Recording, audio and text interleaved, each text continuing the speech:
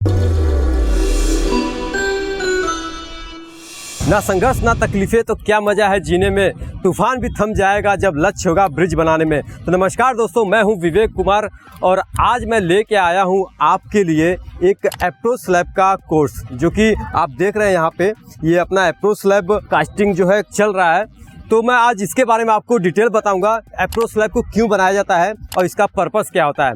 तो पहले तो आप ये देख लीजिए, आपको मैं ये दिखा दूं, ये अपना अप्रोच स्लैब जो होता है ये एक अपना आगे आप देखेंगे कि यहाँ पे अपना ब्रिज का डेक स्लैब है और इस साइड आप देखेंगे तो यहाँ पे हमारा रोडवे का पेमेंट है। पहले तो हम जानते हैं इसका पर्पस क्या होता है अपना अप्रोच स्लैब का। ये जो अप्रोच स्लैब बन रहा है ये अभी अप्रोच स्लैब का फुटिंग है।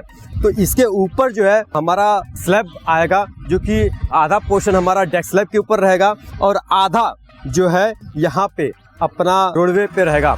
डेक स्लैब का इन द सेंस कहने का मतलब ये है कि वहाँ पे आप देख रहे हैं वर्टिकल बार खड़े हैं, वर्टिकल मेंबर है, वो एक डट वाल है। डट वाल के ऊपर हमारा अप्रोच स्लैब जो है आके रेस्ट करता है। अप्रोच स्लैब के बारे में जानते हैं कि अप्रोच स्लैब का मेन काम क्या होता है। रोडवे पेमेंट से ये अपना ब्रिज के ऊपर ट्रांजिशन का काम करती है। जो भी व्हीकल आएगी हमारी वो उनको ईजिली जो है प्रोवाइड करती है ब्रिज के ऊपर और ब्रिज से अपना हाईवे के ऊपर। तो इसका काम क्या है, ट्रांजिशन करना, मोमेंट देना व्हीकल को। अगर यहाँ पे स्लैब नहीं बनाया जाएगा तो आप देख रहे हैं बीच में गैप है, वो गैप को मेंटेन करने के लिए इस पे जो है अपना अप्रोच स्लैब बनाते हैं, जो कि एक ट्रांजिशन का काम करती है। इनका बस यही काम है कि जो व्हीकल है उनको इजीली जो है ट्रांजिशन हो सके, यहाँ से उस पार और उस पार से इस पे आ सके।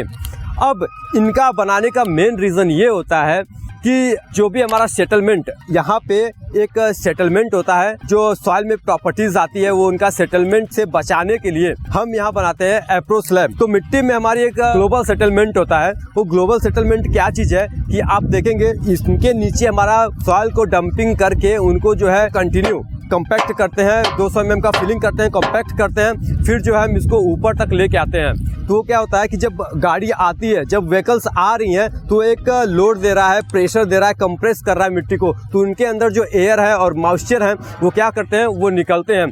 तो निकलने से क्या होता है, जो मिट्टी है वो दब जाती है, दबने से यहाँ पे एक सेटलमेंट होता है। और दूसरा होता है आपका लोकल सेटलमेंट। लोकल सेटलमेंट क्या है कि आपका ये जो ऊपर इस पोर्शन में आप देखेंगे यहाँ पे अच्छे तरीके से कॉम्पैक्ट नहीं हो पाता है, क्योंकि यहाँ पे बड़ा रोलर नहीं चला पाते हैं, इसकी वजह से यहाँ पे प्रॉपर अपना कॉम्पैक्ट नहीं हो पाता है। इन सेटलमेंट को बचाने के लिए हम बनाते हैं यहाँ पे अप्रोच स्लैब। और इसका मेन महत्वपूर्ण काम ये है कि जब भी आपकी व्हीकल्स आ रही हैं तो व्हीकल्स क्या करती हैं, उनके अंदर एक डायनेमिक लोड आता है, जर्क एक उत्पन्न होता है। वो जो अपना जर्क डायरेक्ट डेक स्लैब पे ना जाए, इसलिए हम इसको अप्रोच स्लैब बनाते हैं। ये क्या करती है, जर्क को, डायनेमिक इफेक्ट को, उसको जो है इफेक्ट को जो है रोकती है, वो एब्जॉर्ब करती है, वो डायरेक्ट जो है डेक स्लैब पे नहीं जाता है।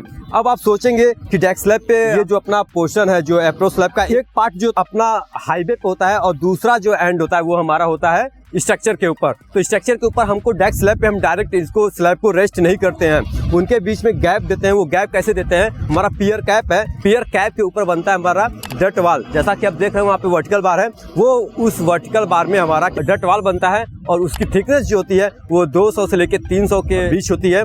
और हाइट जो है स्ट्रक्चर के अकॉर्डिंग जो है हाइट मेंशन करते हैं, हाइट को बनाया जाता है। तो डट वाल के ऊपर जब रेस्ट करता है और उधर से अपना डेक स्लैब आ रहा है, आप देख रहे हैं एक स्पैन है, डेक स्लैब जो आ रहा है उनके बीच में 25 या 30 mm का गैप होता है। तो ये क्या करता है, जो गैप होता है, अपना जो व्हीकल्स आ रही हैं, जो जर्क आ रहा है, जो डायनेमिक लोड आ रहा है, वो डायरेक्ट डेक स्लैब पे नहीं जाता है, वो डायरेक्ट जो है डट वाल पे जाता है और डट वाल पे जाके फिर जो है वो नीचे ट्रांसफर होता है पियर कैप में, और पियर कैप जो है नीचे ट्रांसफर करता है पियर में, और पियर ट्रांसफर करता है फाउंडेशन में। तो अपना जर्क से बचाने के लिए और जो डायनेमिक लोड है उससे बचाने के लिए हम बनाते हैं अप्रोच स्लैब। तो अप्रोच स्लैब का अभी ये फिलहाल साइड पे हमारा फुटिंग बन रहा है। तो फुटिंग का मैं अभी आपको जो स्टील लगाया गया है वो किस तरीके से लगाया गया है, उनका बीबीएस क्या है वो मैं आपको बता देता हूँ, लेंथ क्या है, विड्थ क्या है, और उसमें जो बार लगे हैं वो कितने mm का लगा है वो भी आपको बताऊंगा। पहले तो आप देख लीजिए यहाँ पे कास्टिंग चल रही है। तो कास्टिंग को यहाँ पे इन्होंने कंक्रीट को पोरिंग किया हुआ है और पोरिंग करने के बाद देख रहे हैं आप अच्छे तरीके से वाइब्रेटिंग कर रहे हैं। तो वाइब्रेटर का आपको यहाँ पे बता दूं मैं, तो वाइब्रेटर क्यों यूज किया जाता है, आप जानते हैं कि इसमें जो है एक सेटलमेंट अच्छा होता है और दूसरा कि जो इनके अंदर एयर है वो उनको बाहर निकाला जाता है। और तीसरा कि जो साइड में जो अपना हनीकॉम है वो हनीकॉम नहीं आता है। तो वाइब्रेटर का आपको प्रॉपर ध्यान देना है और जिस तरीके से ये वाइब्रेटिंग कर रहे हैं ऐसे ही वाइब्रेटिंग किया जाएगा। अब चलते हैं जो अपना अप्रोच स्लैब का फुटिंग है, इसका जो बार लगा है इसके बारे में आपको डिटेल बताता हूँ। तो पहले तो हम चेक करते हैं इसका विड्थ कितना है। विड्थ मैं आपको बताता हूँ, विड्थ है 1700 और लेंथ जो है आपका, लेंथ आप यहाँ से आप देख सकते हैं, लेंथ यहाँ से लेंगे और वो दूसरा एंड तक जाएगा। ये अपना रोड आपका रोड जितना चौड़ा होता है उसके अकॉर्डिंग ये उसी के अकॉर्डिंग बनता है और जो अपना डेक स्लैब का चौड़ाई है उसके हिसाब से बनाया जाता है। तो मैं लेंथ अभी आपको नहीं बताऊंगा, अभी मैं आपको विड्थ बता दिया। अब इसका फुटिंग का हाइट क्या है वो देखते हैं जरा। तो इसमें आप देखेंगे इसका दोनों एंड पे मैं देख पा रहा हूँ, यहाँ पे है अपना एज पॉइंट पे 150 थिकनेस है और मिडिल में जो मिडल है, मिडल में अपना 300 है। यहाँ पे आप देख रहे हैं ये 250 आ रहा है, इन्होंने कवर भी रखा है, 50 mm का कवर है तो ये यहाँ पे आएगा। तो ये 300 का विड्थ है, मतलब जो मिडिल में है, मिडिल हमारा 300 का है और जो एज पॉइंट है यहाँ पे 150 का दिया गया है, वो अपना बनेगा 300 और 150 का उसको जो है मैच करके एक टेपर टाइप का बनाएंगे। जैसा कि आप देख रहे हैं यहाँ पे एक टेपर टाइप का दिया है, वो टेपर टाइप का ही बनाया जाएगा। अब इसमें बार देखते हैं, जो बॉटम में दिया गया है बार, वो बॉटम में बार है, सेंटर टू सेंटर डिस्टेंस दिया गया है 100 mm बोथ साइड। मतलब जो अपना मेन बार है ये अपना मेन बार है और ये ऊपर जो रखा गया है ये डिस्ट्रीब्यूशन बार है। तो दोनों सेंटर टू सेंटर डिस्टेंस कितना है, 100 mm का डिस्टेंस है। ये 12 mm का बार है। अब इसके बाद टॉप में देखेंगे तो टॉप में हमारा है 10 mm का बार है, तो ये सेंटर टू सेंटर डिस्टेंस है 200 mm और डिस्ट्रीब्यूशन बार भी देखेंगे तो 200 mm है। अब ये बार जो है 10 mm का बार है। तो जैसा कि देख लिया हमने कि बॉटम में हमारा 12 mm का दिया है और टॉप में हमारा दिया है कितना, 10 mm और ये टेपर टाइप का बना गया है। और बाकी बीच में जो है ये अपना एक चेयर टाइप का है, ये बीम टाइप का है, ये बीम बार है। ये जो है 12 mm का दिया है और इनका जो बीच का डिस्टेंस है वो है 100 mm। तो 100 mm का क्या चीज़ है, ये एक्चुअली 50 इधर भी कवर रहेगा, 50 उधर भी कवर रहेगा, तो ये हो जाएगा 200। तो मैंने बार का आपको बीच का डिस्टेंस बताया है।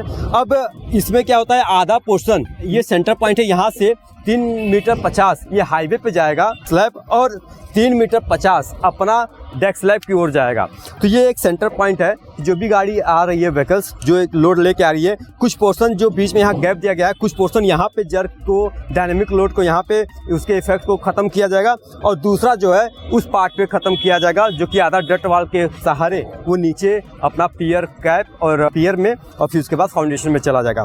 तो दोस्तों आपने देखा कि अप्रोच स्लैब का फुटिंग किस तरीके से बनाते हैं और कास्टिंग कैसे करते हैं, आप देख रहे हैं। और मैं टेपर भी आपको दिखाता हूँ, तो एक बार टेपर चलते देखते हैं कि टेपर आपको शायद आपको कंफ्यूजन हो रहा होगा कि टेपर कैसा होता है। तो दोस्तों आप देख रहे हैं यहाँ पे टेपर जो अपना स्लोप आ रहा है, मैंने आपको बताया था बीच में जो है अपना 300 हाइट है और इधर 150। अब ये 300 और 150 का एक स्लोप यहाँ पे दिया गया है। मैं इसी स्लोप को आपको बता रहा था कि ये स्लोप कैसा है, जैसा कि वहाँ पे बार दिया गया था उसके अकॉर्डिंग स्लोप कैसे बनाते हैं। आप यहाँ पे देख रहे होंगे कि जो हमारे वर्कर हैं किस तरीके से स्लोप को दे रहे हैं। ठीक ऐसे ही साइड पे हमको स्लोपिंग इसमें दिया जाता है और कास्टिंग आप देख पा रहे होंगे कि कास्टिंग किस तरीके से किया गया है। और ये जो मिडल बार है जो एक बीम का काम करेगी, जो बीम का जो बार है वो ऐसे यहाँ पे 200 हाइट तक का इसको छोड़ के रखेंगे कि ताकि आधा पोर्शन जो अप्रोच स्लैब का आधा पोर्शन इधर बना जाए और आधा उस साइड बनाया जाए। तो दोस्तों ऐसे ही नेक्स्ट वीडियो में आपको लेके आएंगे एक नई चीज़ जो कि कास्टिंग और बीबीएस और साइड पे उनको बीबीएस को कैसे प्लेसिंग किया जाता है इसके बारे में बनाते हैं। आज के लिए अप्रोच स्लैब का फुटिंग का जो स्टील है वहाँ कैसे यहाँ पे इसको प्लेस किया जाता है और कास्टिंग कैसे किया जाता है तो आज आपने देख लिया। और नेक्स्ट वीडियो में मिलते हैं एक नया टॉपिक के साथ। आज के लिए जय हिंद, अलविदा।